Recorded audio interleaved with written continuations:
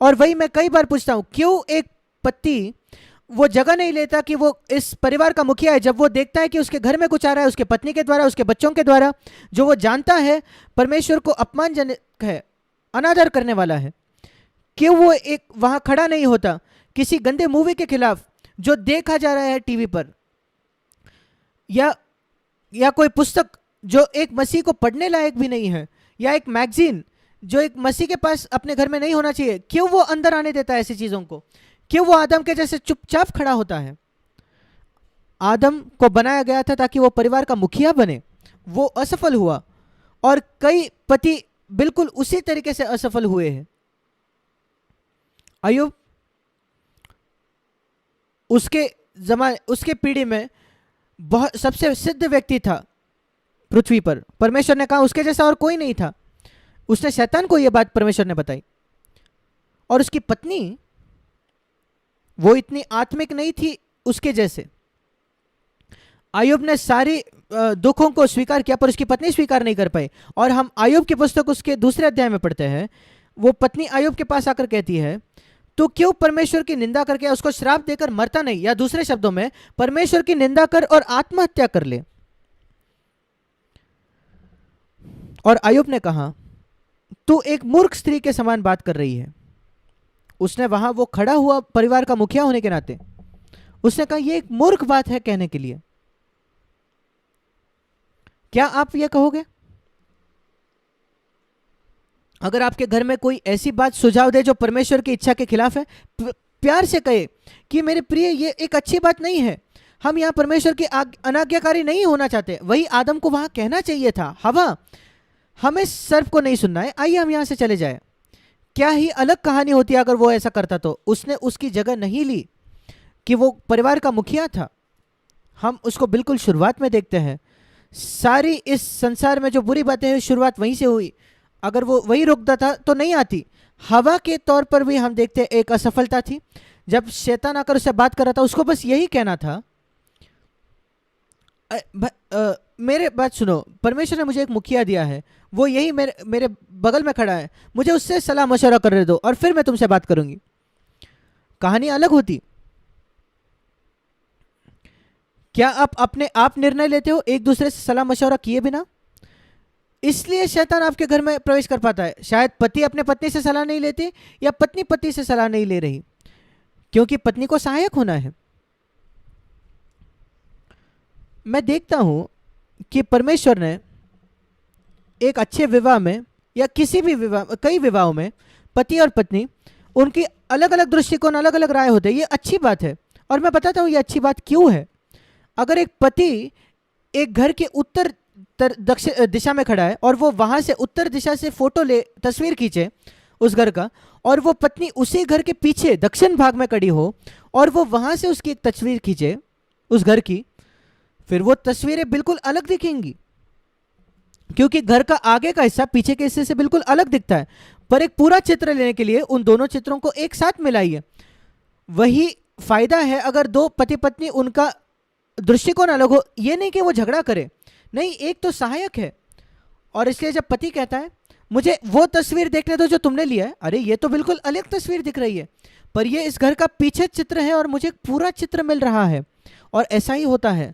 परमेश्वर हमें एक दूसरे से अलग इस वजह से बनाता है ताकि हम एक दूसरे की सहायता कर सके। और ये एक जरूरी बात है जो हमें यहां देखनी है। हमें क्या करने की जरूरत है एक विवाह में कि एक बगीचे को हम जंगल में तब्दील कर पाए।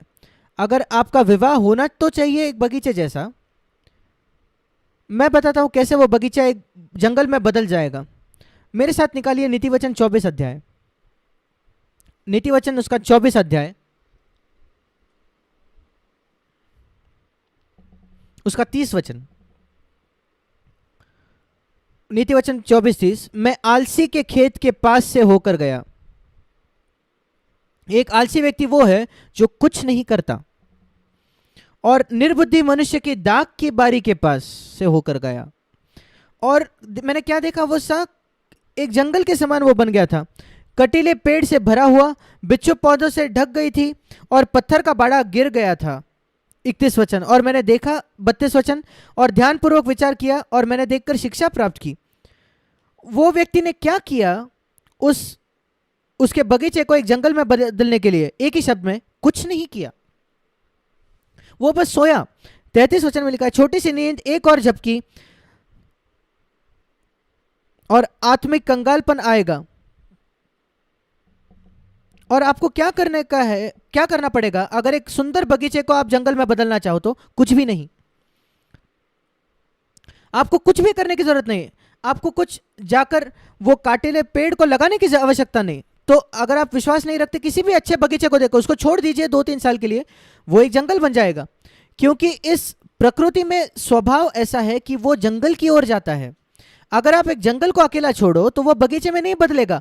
अगर आप किसी के घर में जाकर देखो, बहुत सुंदर बगीचा है, सुंदर फूल है, सुंदर फल के पेड़ है, आप बिल्कुल निश्चित हो सकते हो कि उस व्यक्ति ने बहुत कड़ी मेहनत की है दिन रात, और उस जोड़े ने कठिन मेहनत की है दिन रात उस बगीचे को बनाने में। और अगर आप एक सुंदर विवाह देखो एक बगीचे की तरह, आप बिल्कुल निश्चित हो सकते हो कि उस जोड़े ने कड़ी मेहनत की है उस सुंदर विवाह को तैयार करने के लिए। और अगर एक परिवार देखो, अच्छे बच्चे बड़े हो रहे हैं, तो आप निश्चित हो सकते हो कि उन माता पिता ने कड़ी मेहनत की है वो बच्चों को बड़ा करने में। नहीं तो वो घर बिल्कुल एक जंगल जैसा बन जाता। ये पहला पार्ट है जो हमें सीखना है। आपको कुछ भी करना नहीं पड़ेगा अगर आप एक घर को, बगीचे को जंगल में बनाना चाहो। एक दूसरे के संगति को नज़रअंदाज कर दीजिए, एक साथ प्रार्थना मत कीजिए, बाइबल न पढ़िए, कुछ भी मत करो, आपका घर एक जंगल बन जाएगा। अगर आप चाहते हो एक अच्छा बगीचा, तो सारे बगीचे जिनको आपने देखा है उससे एक पार्ट सीखो। कहीं भी संसार में हमेशा वो परिणाम होता है एक बहुत कड़ी मेहनत का जो लोगों ने की है, और इसी वजह से एक सुंदर परिवार का निर्माण होता है। दूसरी बात जो मैं चाहता हूं कि आप एक बगीचे को एक जंगल में बदल सकते हो, वो है उत्पत्ति उसके 3 अध्याय में ही। उत्पत्ति 3 में एक बार परमेश्वर के साथ उनकी संगति टूट गई थी। उसके बाद क्या हुआ? जब परमेश्वर आकर आदम से पूछता है, क्या हुआ, क्या तूने उस फल को खाया? वो तुरंत अपनी उंगली अपने पत्नी की ओर करता है, उठाता है, और वो कहता है, प्रभु मैं नहीं हूं, वो अपराधी है, सारी समस्या का जड़ वही है।